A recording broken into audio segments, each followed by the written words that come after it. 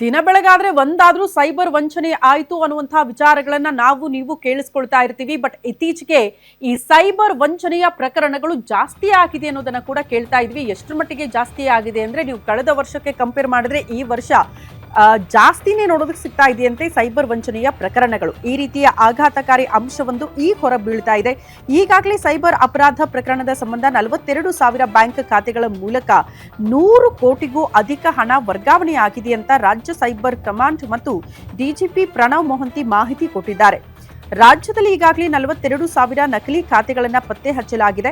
ಈ ಸಂಬಂಧ 14 ಮಂದಿಯನ್ನ ಬಂಧಿಸಿದ್ದೀವಿ ಅಂತ ಕೂಡ ತಿಳಿಸಿದ್ದಾರೆ.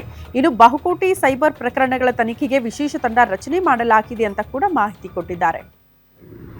ಎಲ್ಲ ಕಡೆಯಲ್ಲಿ ಹೋಗ್ಬಿಟ್ಟು ನಿಮ್ಮ ಅಕೌಂಟ್ ಕೊಡಿ, ನಮ್ಗೆ ಅವ್ರದ್ದು ಕೆಲಸ ಅಷ್ಟೇ, ಅವ್ರದ್ದು ಜಾಬ್ ಅಷ್ಟೇ, ಪ್ರೊಫೆಷನ್ ಅಷ್ಟೇ. ಅವರು ಎಲ್ಲ ಕಡೆಯಲ್ಲಿ ಹೋಗೋದು ಈ ಅಕೌಂಟ್ಸ್ ಎಲ್ಲ ಕಲೆಕ್ಟ್ ಮಾಡೋದು. 5,000 ಕೊಡ್ತೀನಿ, 10,000 ಕೊಡ್ತೀನಿ, ಕೊಡ್ಬಿಡಿ ನಿಮ್ಮ ATM ಕಾರ್ಡ್ ನಮ್ಗೆ ಕೊಡ್ಬಿಡಿ, ನಿಮ್ಮ ಫೋನ್ ನಮಗೆ ಕೊಡ್ಬಿಡಿ, SIM ಕಾರ್ಡ್ ನಮಗೆ ಕೊಡ್ಬಿಡಿ. ಅದು ನಾವು ವಿಚಾರದಲ್ಲಿ ಇಟ್ಟಿದ್ದೀವಿ. ಯಾಕಂದ್ರೆ ನ್ಯೂ ಅಕೌಂಟ್ಸ್ ಓಪನ್ ಮಾಡಬೇಕಾದ್ರೆ ಅಥವಾ ಇವು ಉಪಯೋಗಿಸಬೇಕಾದ್ರೆ ಅದರಲ್ಲಿ ಬ್ಯಾಂಕ್ನವರು ಯಾಕೆ ಮಾಡಿದ್ದಾರೆ, ಅದು ಯಾಕೆ ಅವರು ಕೇರ್ ತಗೊಂಡಿಲ್ಲ, ಅದು ಸಹಿತ ನಾವು ಇನ್ವೆಸ್ಟಿಗೇಷನ್ ಅಂತ ತಗೊಳ್ತೀವಿ. ಇಂಥ ಕೇಸಸ್ ನಾವು ಇದುವರೆಗೆ ಬುಕ್ ಮಾಡಿರಲಿಲ್ಲ. ಕೆಲವು ಮಾತ್ರ ಕೇಸಸ್ ಇತ್ತು ಮೊದಲು, ಲಾರ್ಜ್ ಸ್ಕೇಲ್ ಅಲ್ಲಿ ನಾವು ಬುಕ್ ಮಾಡಿರಲಿಲ್ಲ. ಅದಕ್ಕಾಗಿ ಸ್ಪೆಷಲ್ ಡ್ರೈವ್ ನಾವು ಎಲ್ಲಾ